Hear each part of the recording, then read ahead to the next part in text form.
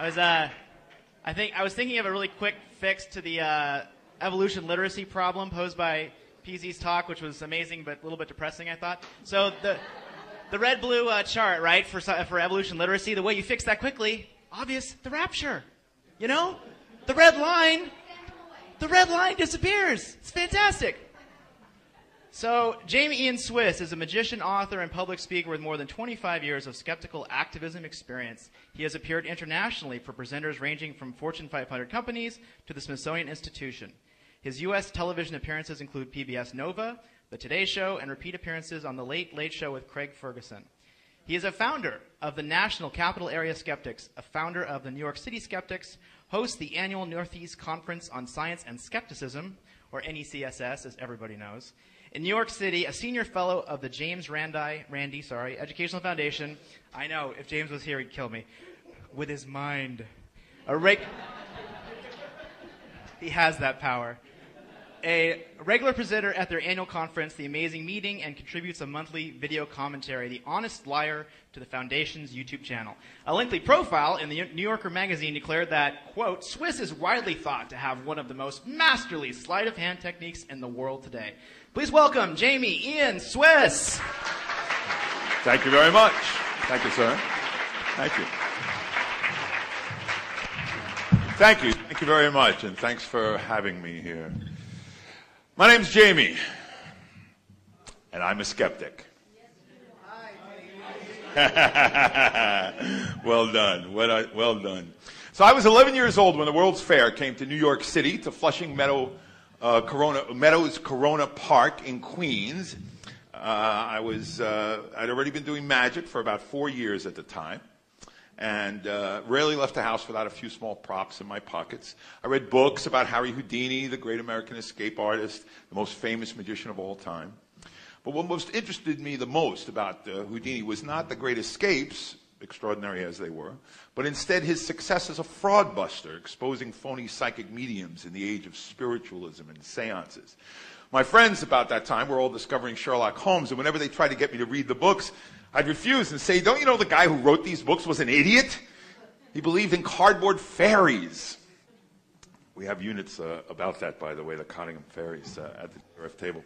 The 64 World's Fair was all about the future, or at least the future that we were wishing for in a George Jetson kind of way. The most popular exhibit at the fair was the General Motors Pavilion, dubbed Futurama, in which sleek moving seats with tiny speakers built into the headrest glided by scenes of what life was going to be like in the near future. At the Bell Pavilion, AT&T introduced the world's first picture phone and found out that users didn't like it very much. And at the White Owl Cigar Pavilion, I saw a magic show created by Mark Wilson, the star of the first ever TV magic series, Magic Land of Alakazam, where I would have my first live experience of seeing a woman levitating up in the air above my head, and I've never forgotten that. But for sheer and lasting impact, a window into my own personal future, none of my time at the World's Fair compared with the lesson I received at the exhibit of the International Business Machines Corporation.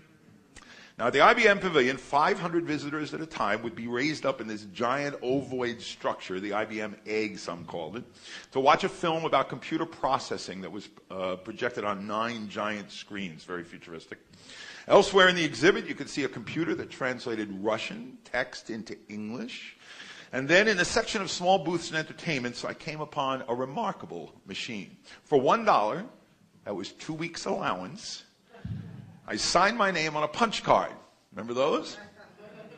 Which was then fed into a computer the size of a stand-up piano, a big stand-up piano. After a period of whirring machine noise and a burst of activity in which punch cards moved this way and that from slot to slot, eventually a stack of cards was delivered to me, and each card bore a phrase that described an aspect of my personality. It was computerized handwriting analysis. Yeah. Now, computers were an exciting subject in 1964, a dream becoming reality right before our very eyes, as the American space program had successfully launched its 6th space flight of the first Gemini module into orbit just 2 weeks before opening day of the fair. If computers could launch men into space, well, certainly they could be about your personality, right? But maybe not. Now, I didn't understand very much about computers, but I did have some grasp of the notion that the holes punched in the cards were, in essence, how we communicated with these machines. So if that was true, and the card I was signing my name on had holes punched in it too, I couldn't help but wonder, how could the machine read my handwriting? The more I thought about it, the less I understood it. Now, coincidentally, later that same year, my 5th grade school class took a field trip one day to, of all things, a computer facility.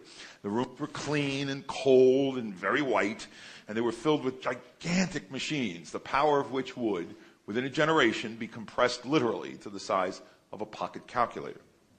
As our guide toured us from room to room, explaining what this machine did and how that machine worked and what this was for and what that was about, suddenly, before my eyes, we came upon what seemed to me to be the very item I had been wondering about for months. Either this was the handwriting analysis computer, or it was something very similar, as best as my memory could reconstruct it.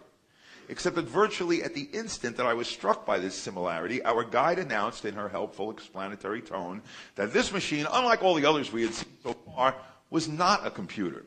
It was simply a machine that sorted punch cards and nothing more. What?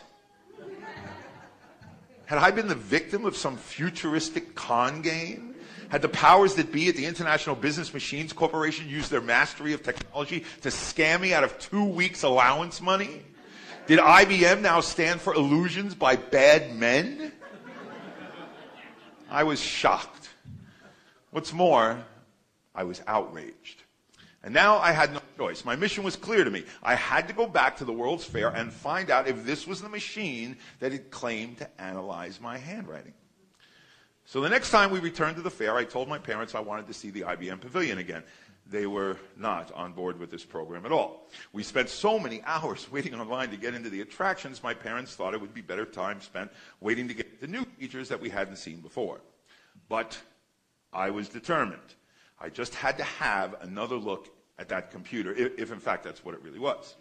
Well, my parents eventually relented, and we waited online again, and at long last came on the alleged handwriting analyzing computer. And there it was, except that now I knew for certain it wasn't a computer at all.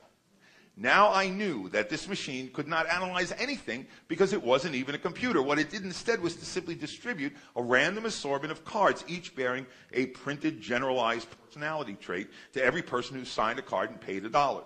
One of my cards reported that you are affable, courteous, and obliging. The traits on each card are personality characteristics, traits which in fact apply to almost anyone, but which, thanks to a psychological phenomenon known as the Forer effect, people tend to think apply perfectly to themselves. Now, thanks to this tendency to find personal meaning in certain kinds of carefully designed but generalized statements, the technique is known generally as a universal reading, it has remained an ancient and basic tool of psychic readers the world over.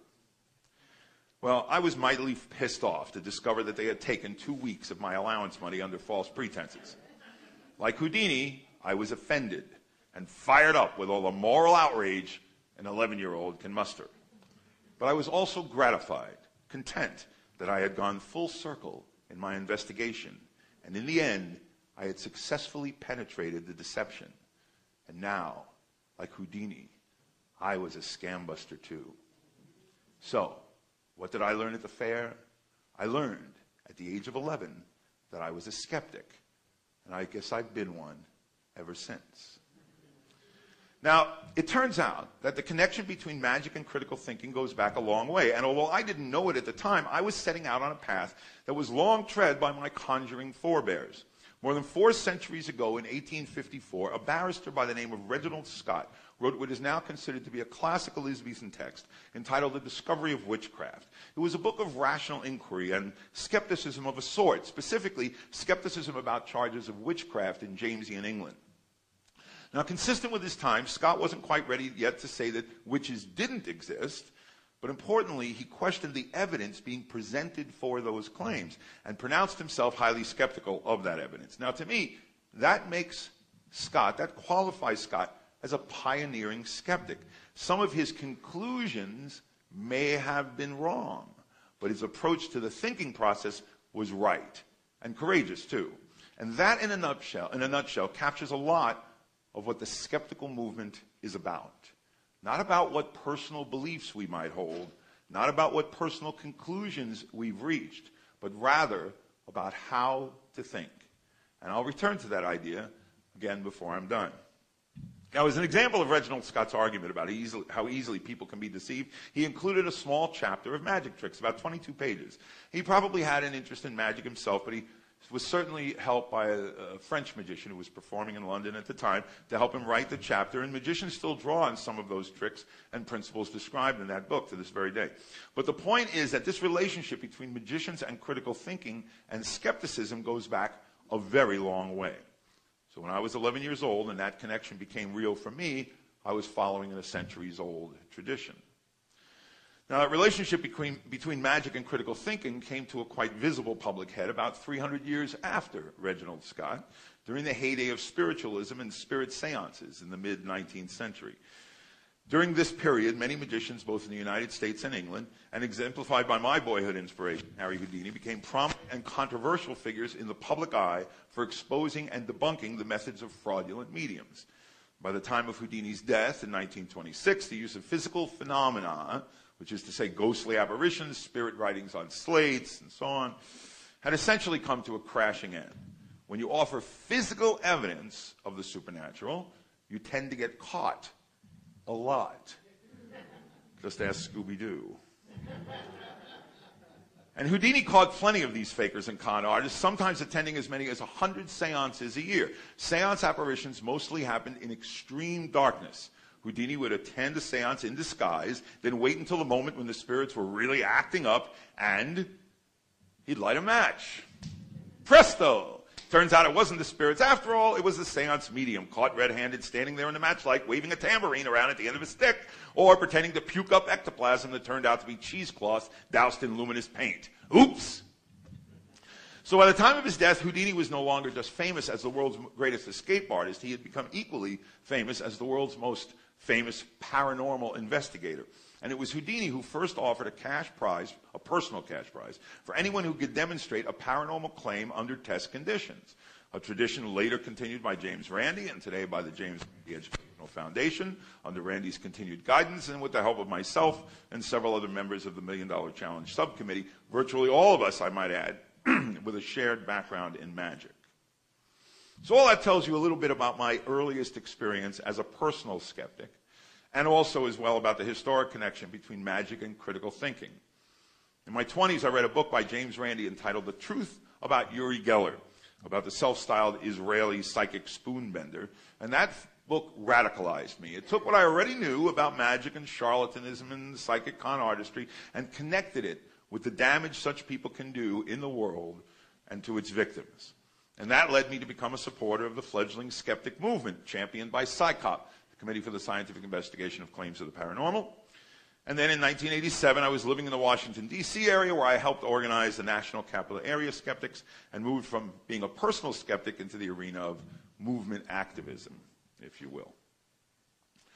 Now, from the day I began to help organize the National Capital Area Skeptics, I had to start to figure out what my organization was about, what it stood for, what it was going to concern itself with, and what, of the many issues I'm interested in and care about in the world at large, what it wasn't going to concern itself with.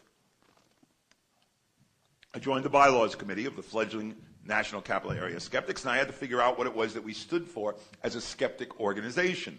Not only what we had in common as part of a national and a growing national and international movement, but also where we might differ, for example, with the manner in which CSICOP was organized and some of its own approach to the issues, despite its profoundly influential leadership position. And since that time, I've engaged in countless discussions over the years about the meaning of skepticism, not only in terms of what it means to individuals, but also to organizations, and indeed from the vantage of being part of a social movement. What does it mean to be a skeptic? And what is the skeptic mission? Now, you'll recall my mention that in 1584, Reginald Scott still claimed to believe in witches, but that I'm not so much interested in what he believed, but rather how he thought about evidence and about the process of how to arrive at that evidence. And how to arrive at a belief, I should say, based on evidence. Well, in short, I believe that scientific skepticism is about a way of thinking. It is about how to think, and it is not necessarily about what to think. And I believe that that great and distinct foundational trait of the skeptic movement comes down to advocating this way of thinking, what I think of as consumer advocacy for the scientific method, along with a consumer protection against the very real dangers of pseudoscientific and paranormal claims and the fraud, intentional or not, that often goes with those claims. This is not just where skepticism as a movement comes from, but these are distinct subjects and skill sets that skeptics are expert in. And these are missions that no one else, no other movements or organizations address with our level of commitment, consistency, and expertise. Now, I did not invent these ideas. Consider, for example, the mission statement of the original modern skeptic organization, PsyCob, now known as CSI. I don't think those people watch a lot of TV. Who state, quote, the mission of the Committee for Skeptical Inquiry is to promote scientific inquiry, critical investigation, and the use of reason in examining controversial and extraordinary claims. To carry out these objectives, the committee, and then itemizes a number of bullet points of which I will quote two. 1, maintains a network of people interested in critically examining paranormal, fringe science, and other claims, and in contributing to consumer education. And 2, does not reject claims on a priori grounds, antecedent to inquiry, but examines them objectively and carefully. So when we created the bylaws of the National Capital Area Skeptics back in 1988, we drew on elements of PsyCop's statement and formulated this statement of purpose. The purpose of NCAS is to actively promote critical thinking and the scientific method, to encourage the critical examination of paranormal and fringe science claims from a responsible scientific point of view, and to disseminate factual information about the results of such inquiries to the scientific community and the public. The organization does not reject claims on a priori grounds antecedent to inquiry, but rather examines them objectively and carefully. Now, 20 years after the birth of NCAS, I also helped organize the New York City Skeptics in 2007, and here's our mission statement. New York City Skeptics is an all-volunteer 501c3 educational nonprofit that promotes critical thinking, skeptical inquiry, and science education among the general public. Period. Short and sweet. The 501c3 thing is in there because that's what happens when you're president and one of your organizers is an attorney. Mike Feldman, a wonderful guy. Now, there are dozens of these that you can find out on the web, but relevant to people and organizations that I've worked with firsthand, here's the JREF mission statement.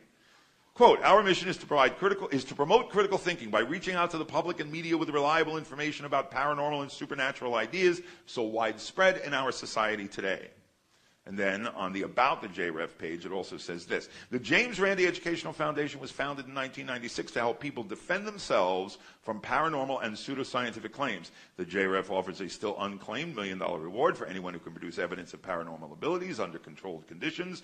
Through scholarships, workshops, innovative resources for educators, the JREF works to inspire this investigative spirit in a new generation of critical thinkers. We need your help to create a world where everyone has access to the tools of science and critical thinking, and charlatans can't get rich by deceiving people. And if that isn't the voice of James Randi talking, I don't know what is. And finally, here is the mission statement of Michael Shermer's Skeptic Society. One more. The Skeptic Society, quote, Skeptic Society is a scientific and educational organization of leading scientists, scholars, investigative journalists, historians, professors, and teachers. Our mission is to investigate and provide a sound scientific viewpoint on claims of the paranormal, pseudoscience, fringe groups, and cults, and claims between science, pseudoscience, junk science, voodoo science, pathological science, bad science, non-science, and plain old nonsense. I love that point. And now here's how the Skeptic Society defines skepticism, which I also think is quite good. Quote, skepticism is a provisional approach to claims. It is the application of reason to any and all ideas. No sacred cows allowed. In other words, skepticism is a method, not a position. Still quoting. Ideally, skeptics do not go into an investigation closed to the possibility that a phenomenon might be real or that a claim might be true. When we say we are skeptical, we mean that we must see compelling evidence before we believe. Shades of Reginald Scott. So I think any self-described skeptic would do well to consider these mission statements and how they help to shape, direct, and motivate our movement on the whole, but also how they relate to the way we live our lives in the world, really, as individual skeptics. And so I've been around the skeptical block quite a bit, and while I don't claim to argue with authority, I do claim to argue from experience, and that I think I know something about what it means to be a skeptic, both as an individual and as an activist. As a skeptical activist, first and foremost, I consider myself a consumer advocate for the scientific method. I'm not a scientist, but I do my best, using my particular vantage and platform, to promote science as a way to think about the world and solve its problems, both for individuals and for society. You know, H.L. Mencken said one horse laugh is worth 10,000 syllogisms. And, you know, I'm really interested in syllogisms, but my profession involves the skill of horse laughs. So I try and put it to use in that way. Now, similarly, I am a proponent of critical thinking and rational inquiry. Along with scientific method, these are means of inquiry, ways to try to understand the universe and its workings. In the words of Barbara Drescher, a colleague of mine, a research psychologist who's written extensively and articulately on the skeptic mission, quote, the skepticism movement is an organized effort to apply scientific skepticism to claims, thereby reducing the harm that belief in these claims causes. We apply skepticism to determine what is true. We use that information to reduce the dissemination of untruths. Now, earlier I mentioned the foundation's, the Randi Foundation's now legendary $1 Million Challenge. We have in the back, these are free. You can take these little pads of blank checks for $1 million. It says, prove any paranormal ability, and we'll replace this fake check with a real one. I'm happy to sign as a souvenir, but you won't be able to cash it. Unless you do something truly extraordinary. But I'm ready. I'm always ready. So we offer a $1 million prize for anyone who can demonstrate any paranormal ability under mutually agreed upon test conditions. And in 2 words, the MDC is all about testable claims. And to me, testable claims amounts to perhaps the most efficient 2-word definition of what it means to be a skeptic and to be a skeptical activist as well. We step in on testable claims where no one else does, really, because we do that well where no one else does, and we care in ways that no one else does. As DJ Grothe, president of the Randi Foundation, put it to me, quote, organized skepticism is where consumer protection meets science education. That's the skeptic's unique work. Normal scientists don't have time to tackle all of these issues, and normal consumer protection folks lack the expertise. And as another colleague, Daniel Loxton, he's editor of Junior Skeptic magazine, among other things, a wonderful author and blogger. As Daniel Loxton has pointed out, quote, working scientists often lack the expertise in the nonsense science side of things. He makes this interesting comparison. Again, I'm quoting from him. Consider the example of debating creationism. In the past, creationists typically ran rings around biologists, not because scientists lack knowledge of science, but because scientists lack specialized knowledge of nonsense. And that's where we came in. See, this is actually true. Because the history and rhetoric of nonsense is, in fact, a specialized niche arena. It's our arena. Skeptics perform an essential public service when we concentrate on that. So skeptics tend to be particularly expert and capable when it comes to paranormal claims and also concerning testable claims. Many skeptics and skeptic organizations have said that they are purely concerned with testable claims and hold no position on so-called faith-based claims. Not because we give faith claims a pass, but because arguing faith claims doesn't really get us anywhere. It's not our bailiwick. And there are others. There are humanist groups and atheist groups among them already busy doing that part, and indeed oftentimes doing it very well. But it's important to understand this distinction. The point is that if you believe in God based on faith, that in and of itself is not a testable claim. We have no debate with that. We have no debate to engage in, is really what it comes down to. But if you claim that prayer works, that's a testable claim. And that's where skeptics will immediately enter the argument. Now, as skeptics, I don't believe we should be attacking anyone for their beliefs. Rather, we should be addressing their reasons for believing in them, whether it's God or Bigfoot or a talk to the dead medium like John Edward. Makes no difference. We don't address beliefs based on faith alone arguments, but we can talk about evidence. We can always talk about evidence and how to evaluate and interpret evidence. And we can test for testable claims. So as a skeptical activist, I'm not interested in 101 reasons not to believe in God. That's not my thing. I happen to be more interested in 101 reasons to figure out how and why and what to believe or disbelieve regarding testable claims. And so the only thing we as skeptics can do when we're faced with a claim of faith is say, that's not enough for me. Because that's an evidence-based statement. And as well, it's important to understand that it's pretty much a fiction anyway, that people believe in God purely on faith alone. It misunderstands the realities of faith and the complexities of belief. Most people will claim that they have arrived at their position reasonably and rationally, and that they have evidence to boot.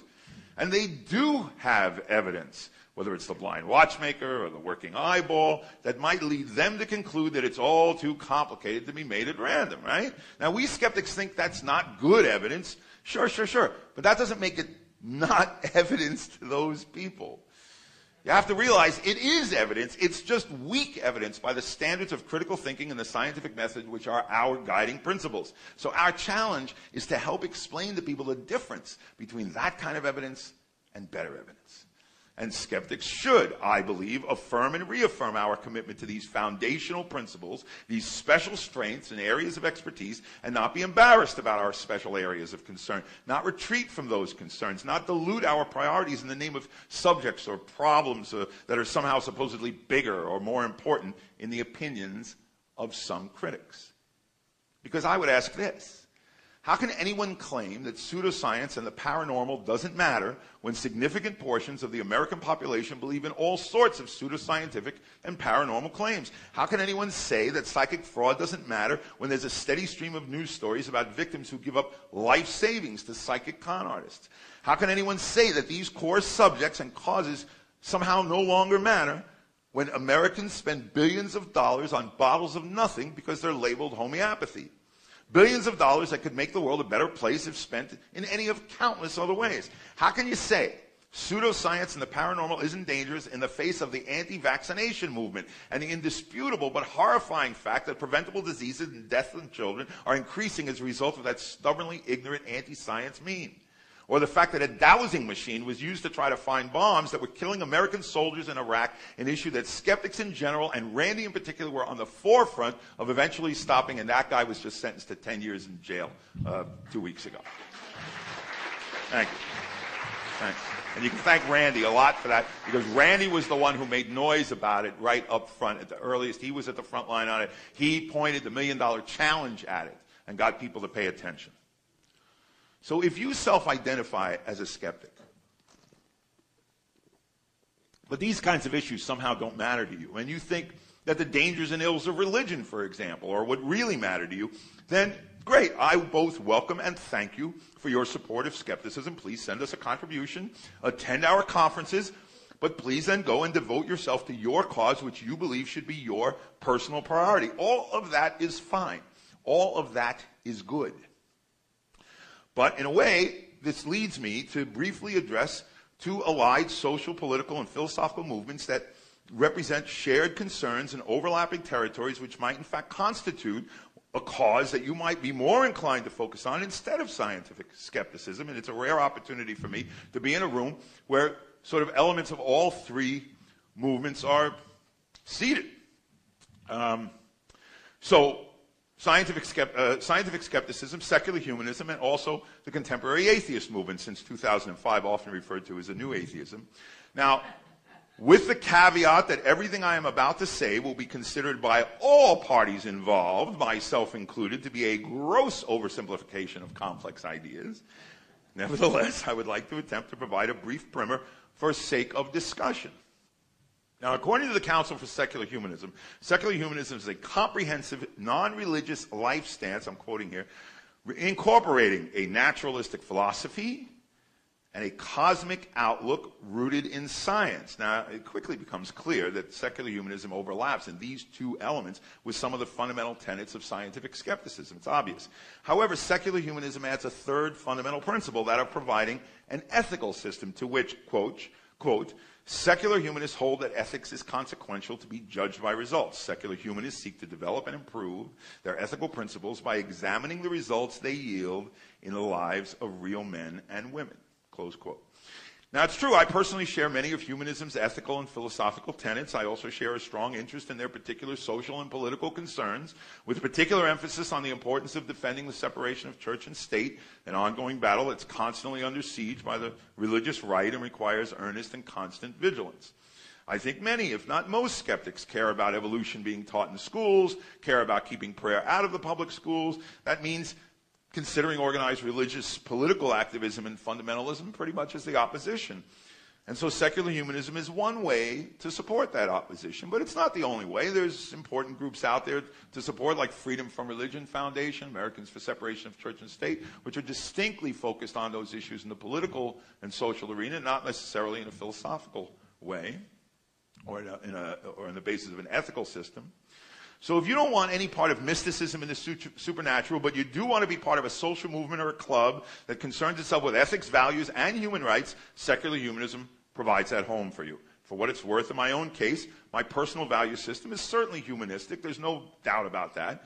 My ethical philosophies are very much in line with humanism, but I don't personally choose or need to identify as a capital H humanist or capital S, capital H secular humanist. I don't need to go to those meetings. Albeit that I sometimes speak at humanist gatherings, and I'll be at the American Humanist, the national conference coming up at the end of San Diego, doing just that at the end of this month. Now, if you can accept that as an grossly oversimplified description of secular humanism for sake of conversation, let's move to an equally oversimplified summary of the atheist movement. If secular humanism is a naturalistic philosophy rooted in the scientific worldview absent supernatural belief, then secular humanists are mostly, virtually by definition, tend to be atheists. Atheists are people who quite simply don't believe in God. But atheist activism goes beyond that, and understandably so. Atheists have long suffered the enmity and prejudices of both the actively religious as well as just mainstream society in general, such that it was news and progress at that when President Obama explicitly referred to non-believers in his inauguration, describing the United States as, quote, a nation of Christians and Muslims, Jews and Hindus, and non-believers. Woohoo! We've arrived! And so atheist activists have long fought for the rights of non-believers and against the encroachment of those rights by mainstream religion and its political forces. And I certainly support all of that. But more recently, atheist activism has morphed somewhat into what has been dubbed this new atheism, marked in large part by the arrival of a number of significant books by authors who came to be dubbed the Four Horsemen, namely Sam Harris, Dan Dennett, Richard Dawkins, and the late Christopher Hitchens, all of whom wrote important books between 2004 and 2007, severely critical of belief in God in particular, but also of religion in general. And by and large, these authors argued from a scientific vantage, and all four have been strong supporters of the skeptic movement, actually. And in turn, the growth of the atheist movement has provided an influx of new supporters for the skeptic movement. However, this can get confusing and has led to new conflicts within and between these movements, because while the skeptic movement has a long history of defining its own mission and concerns and founding principles, some of which I've recounted here for you today, these more recent activists, focused on atheism as their primary area of concern, frequently want to impose a somewhat different set of aims and purposes on the skeptic movement, and in particular with the intention of declaring atheism to be a pillar of that foundation. And I, and many longtime skeptical activists like me, beg to respectfully differ. Because among other reasons, as I said earlier, skepticism is about how to think. It is not about what to think. I may disagree with someone's conclusions, but I care less about that than I do about how they arrived at it. You know, we've all heard this statement, give a man a fish, feed him for a day, teach a man to fish, feed him for a lifetime. Well, here's my version for skeptics. Tell a man what to think, feed his head for a day. Teach him how to think, feed his brain for a lifetime. And that's why I'm a skeptical activist and not an atheist activist. And as a skeptic, I also care about testable claims. Atheism is skepticism about one particular paranormal claim, extraordinary claim. And as a skeptic, I care about all of them. Now, as another colleague of mine, Dr. Steve Novella, another articulator of the skeptic mission, host of the leading skeptic podcast, Skeptic's Guide to the Universe, as Steve has said, quote, I prefer to give people critical thinking skills and a love for science and not worry about their faith, close quote. Now, there are those who claim that somehow this position, this focus on testable claims is a dodge in order to avoid conflict with criticism of religion. That skeptics want to give religion some sort of special pass. You will find this assertion made repeatedly by atheist activists in particular. And let me be clear, the charge is false. And there is no substantiating evidence for such a charge. It is, I would say, an empty assertion, a rhetorical device without substantive argument to support it. A place for some to sow conflict, where in fact I am here to tell you that I believe there should be community. And the notion that religion should be somehow off limits for skepticism is not only a weak position, really an unsupportable one, but it's one that I only seem to hear or see created as a straw man argument and never as a position actually presented these days by skeptics. You might have seen a little of this in the early days of skepticism, decades and decades and decades ago. I can't find any skeptic organization or thought leader today who thinks any area or subject should be given a free pass from fair and open inquiry. And in fact, skepticism is generally promoted within the movement as a thinking toolkit that should and must, by definition, be broadly applied to all available subjects with no sacred cows, as you heard me quote Michael Shermer's Skeptic Society mission statement. I am a firm believer, as a guiding principle of my life, in Hanlon's razor, to wit, never attribute to malice that which can be explained by stupidity. Anyone who continues to insist to you that skeptics are afraid of religionists, afraid of calling out organized religion, or that skeptics as a movement are anti-atheist, anyone who makes these claims to you is either stupid, or if you rule out stupidity as a possible explanation, a liar. Read my lips. Skeptics are not anti-atheist, nor afraid of confronting the claims of religious believers. But here is where some of the confusion seems to arise. Even though I am an atheist, I recognize that the existence of God is an untestable claim, a claim that falls outside the realm of testing. Now, we all have a right to reach our own conclusions about countless untestable claims. I'll say that again. People have the right to reach their individual conclusions. I'm not proposing that they don't, including, like me, that there is no God. But it is intellectually arrogant, I think, to force those conclusions on others within a movement that emphasizes method over belief, process over conclusion. I'm not arguing with the tactic or position of an atheist movement. I'm talking about why the skeptic movement is different. It remains mystifying to me that some in the atheist community refuse to distinguish between a process and a conclusion. Two different things. Scientific skepticism is about a process, just as science itself is a method of acquiring knowledge. The process of science is consistent, but its conclusions are not, and that's a feature, not a bug. Scientific skepticism recognizes and embraces this point. Now, it's not a politically convenient stance. It is, in fact, an elegant and supportable one, and one that has been articulated by movement thought leaders and spokesmen for half a century now, from Carl Sagan to James Randi and many more since. And to insist that this position is somehow intellectually dishonest, not a claim by my colleague Matt Dillahunty, as he clarified so generously, but to insist that that position is somehow intellectually dishonest is to create a litmus test that the skeptic movement does not want and never will enforce. Now, somehow, these discussions often seem to come down to a skeptic defending the credibility of as an atheist. And as an atheist, I can tell you, I don't have a lot of patience when some believer starts lecturing me on the nature of epistemology. As a skeptic and a rationalist, I know full well that I cannot prove there is no God, that ultimately the epistemologist in me must always remain technically an agnostic over there. But to me, the only important outcome of that academic point is that since I can't prove there's no God, then I've got no right to insist that anyone else adopt my personal belief that there is no God. But when people ask you that question, if they ask you if you believe in God, they're rarely asking the epistemological question. They're usually asking what in essence amounts to a theological question, to wit, how do you live your life? And my answer is, I live my life as if there is no God. That certainly seems like a rational conclusion to me. It is my personal conclusion, even if I can't prove it. But if you're going to try and learn me good about the nature of epistemology and try to scold me for my firm, if unsupportable conclusion, then I would ask you this. If you insist on being agnostic on the existence of God, then I must ask, are you equally agnostic about the existence of Santa Claus?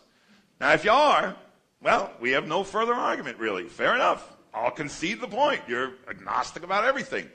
But if you're not, if you live your life as if there is no Santa Claus, then I would strongly question your singling out of God as a subject to remain agnostic about. Because there's plenty of better evidence for the existence of Santa than the existence of God. After all, I got photos sitting on his knee. So the skeptic movement is about how to think about testable claims. And there are more than enough of those to keep us busy. It's not about judging who's a good skeptic and who isn't, who deserves to be called a skeptic and who doesn't. Nobody has proposed, if you've noticed, Skepticism Plus. Nobody's starting a new S Plus movement just so we can have the power to decide who's S minus. Which brings me yet to another complicating issue also at work in recent years, and which also has fueled heated and often painfully public debate over defining the skeptic mission. Because while some may want to explicitly include atheism as part of the skeptic mission, other more recent activists also want to insist that human rights and other elements of identity politics become part of the explicit skeptical mission.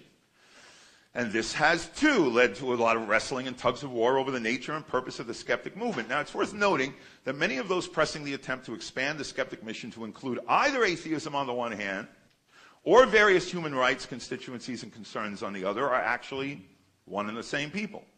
Now, such folk are often sincere in their self-identification as skeptics, which I do not question.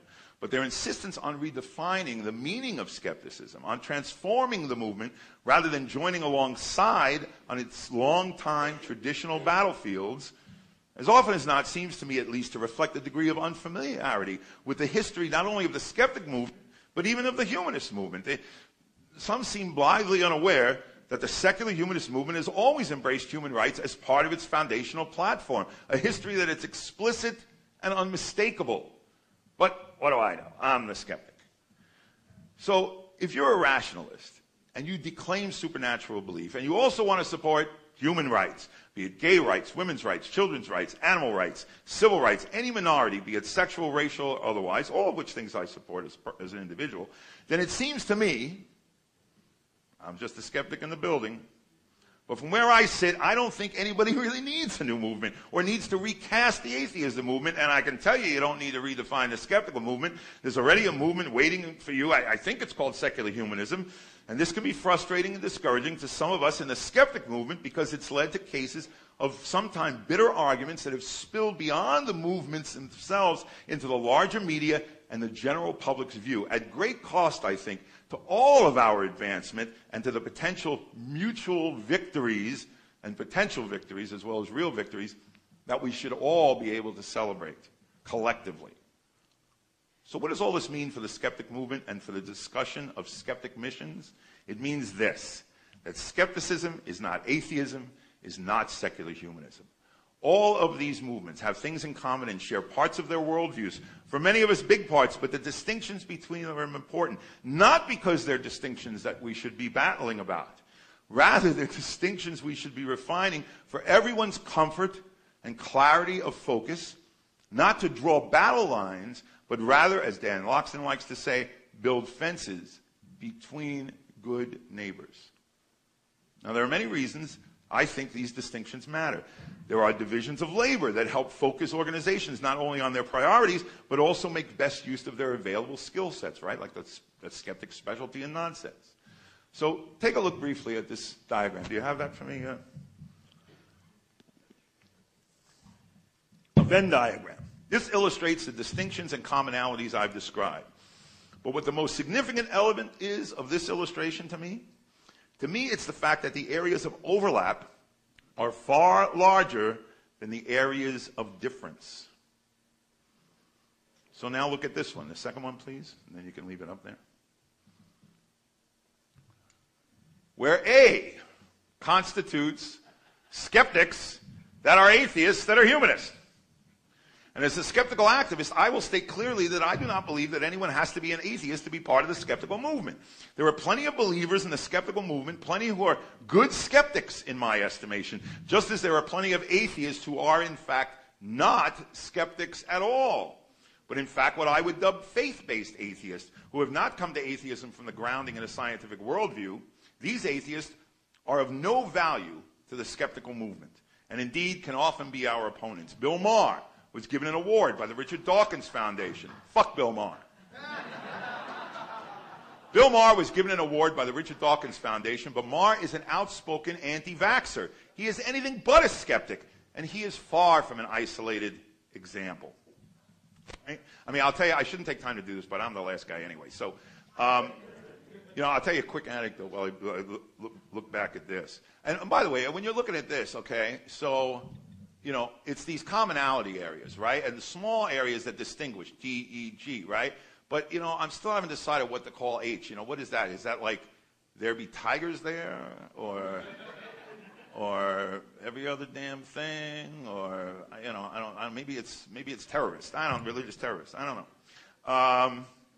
But I'll tell you a quick anecdote. So, I have twin boys who are now 10. When they were 4 and they went to kindergarten for the first time, went to school for the first time, it was the first time they were ever faced with the word God in any kind of serious way because of the damn pledge, right? So my wife, Candace, decided she wanted to, well, the parents were freaked out. So when I say all the parents, it's 2 households. So we're all freaked out. So, you know, she decides she's going to organize an atheist parenting meetup group. And because I've been an activist for many years, I said, you know, if you call it atheist, you may actually not get the demographic that you're looking for exactly. Okay, you might be surprised by that. But by the same time, we were freaked out about the whole God thing coming into the house. So, all right, we'll call it atheist. And sure enough, we go to the first meeting of atheist parenting meetup, and the very first meeting, a woman turns to Candace and says, "So, what's your sign?" So about a year or so ago, I'm at dinner. We're at dinner, Candace and myself, Richard Dawkins, Sean Faircloth, and Robin Cornwell. And Candace is telling this story. And she finishes the story, and Richard looks across the table and he goes, "That did not happen." "Yes, it did." And that's that, oh, well, it's down. But that's that group of atheists that's outside skeptics and humanists. So I believe in welcoming believers into the skeptic tent with the proviso that they get no free pass and they must be prepared to be argued with about those beliefs. I want people to be using the tools of critical thinking and the scientific method to make decisions about their lives and about issues that affect my life. And, you know, I'm even willing to consider the possibility that the skeptic who believes in God today is probably making the world a better place today than the atheist who is not a skeptic. But back to the, actually, can you bring that diagram once more? Yes, thanks. So back to the diagram. B represents skeptical humanists, C represents skeptical atheists, and at the annual TAM conference, which I encourage you to come to, the world's largest skeptic and critical thinking conference, 1,200 people a year in Las Vegas. It's a great time. C represents skeptical atheists, as I say, and at the annual TAM conference produced by the Randi Foundation, probably, I'm guessing here, 70% of us are atheists. Okay? Do you think they keep coming because they're not welcome? Or the more than a third who are women, for that matter? Do you think the TAM conference is hostile to these groups? Or to gay attendees, for example, considering that the J-Verse was run by 2 openly gay men? And I'll tell you something else about the people inhabiting that space that comprises skeptics and atheists. The very people in the skeptic community who have been accused by some of not welcoming atheists are not only hardcore atheists themselves, but are public figures who are routinely in the habit of publicly declaring our atheism, including James Randi, DJ Grothy, Daniel Loxton, Barbara Drescher, Steve Novella, countless more thought leaders in the skeptic movement, and me. Read my lips, there is no fucking God.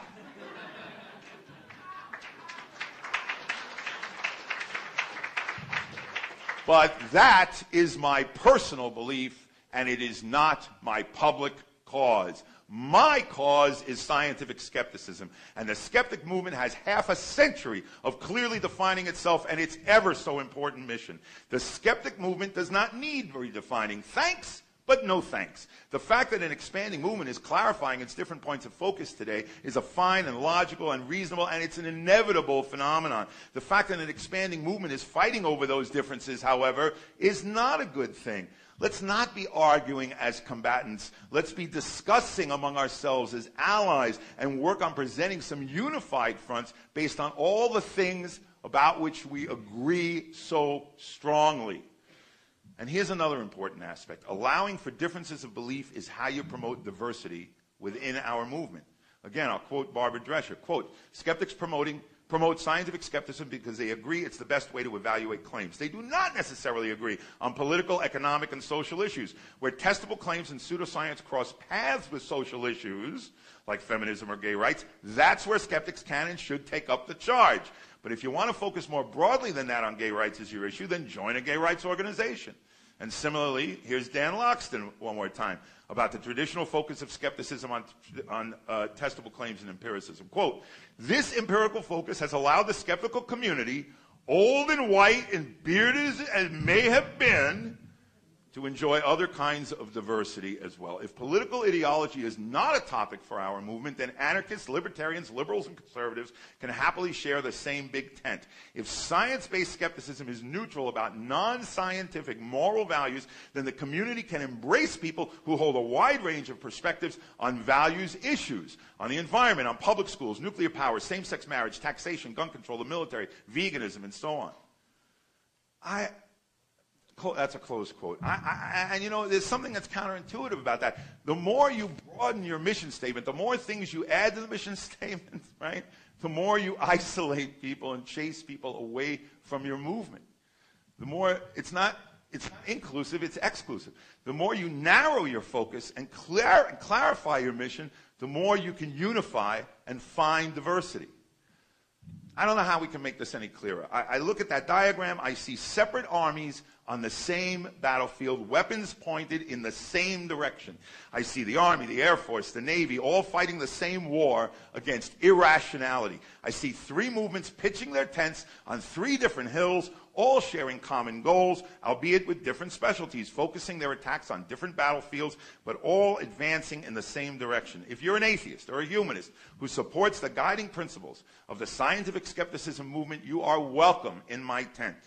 Just as you are equally welcome to pitch the tent of your particular army and movement on another neighboring hill. But let's fight together. Let's celebrate our victories together. Let's mourn our losses together. But let's not form ourselves into a circular firing squad.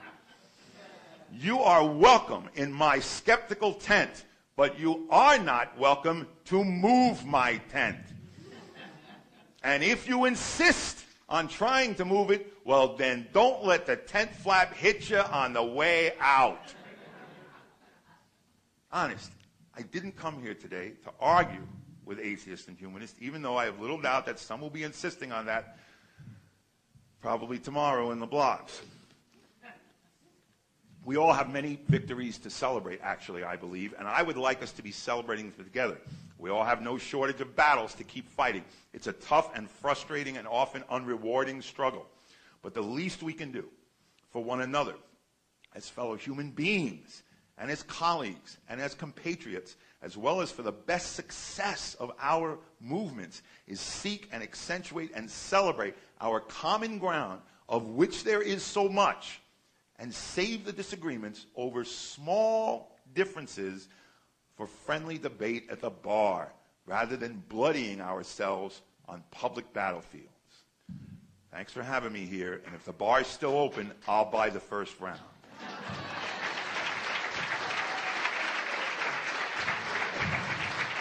Thanks very much. Thanks a lot. Thanks a lot. And, you know, I'm not going to keep you at this hour, and we have this beautiful music thing coming up here, so I'm not going to keep you for Q&A at this particular point, but I will be at the bar to continue the conversation. So thanks a lot.